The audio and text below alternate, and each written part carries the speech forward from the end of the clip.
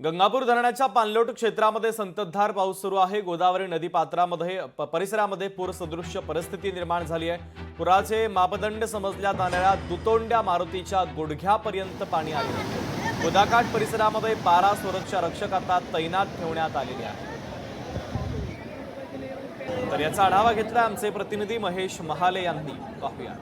नाशिक शहरात पावसाने जरी विश्रांती घेतली असली तरी गंगापूर धरणाच्या पाणलोट क्षेत्रामध्ये संततधार पाऊस सुरू आहे आणि यामुळे गंगापूर धरणाच्या पाणी पातळीमध्ये मोठी वाढ झालेली आहे। 68% गंगापूर धरणाचा पाणीसाठा जाऊन पोहोचलेला आहे। यामुळे धरणातनं जो आहे तो विसर्ग केला जातोय। काल गंगापूर धरणात 1100 क्युसेक इतका पाण्याचा विसर्ग केलेला होता, आता तो वाढवून 2300 क्युसेक इतका केलेला आहे। यामुळे जर गोदाकाठावर जर बघितलं तर पूर सदृश जी परिस्थिती आहे ती निर्माण झालेली आहे। छोटी मोठी मंदिरे ही पाण्याखाली गेलेली, तर पुराचं मापदंड समजल्या जाणाऱ्या दुतोंड्या मारुतीच्या गुडघ्यापर्यंत पाणी हे येऊन पोहोचलेलं आहे। आणि गंगापूर धरणाच्या पाणलोट क्षेत्रामध्ये होणाऱ्या संततधार पावसामुळे जर अजून पाऊस वाढला तर आणखीन पाणी सोडणार असल्याचं देखील हवामान विभागाने स्पष्ट केलेलं आहे। गोदावरीच्या तीरावर 12 सुरक्षा रक्षक जे आहे ते तैनात केलेले आहेत। ते वेळोवेळी खरं तर गोदाकाठावर येणाऱ्या नागरिकांना जे आहे त्या सूचना देत आहे। पाण्यात जाण्यापासून रोखण्याचं काम जे आहे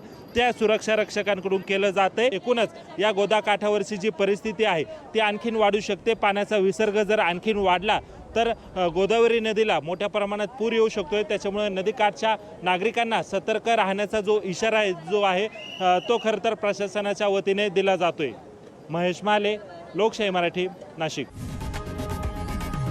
लोकशाही मराठी ऐका, पहा, जागरूक रहा।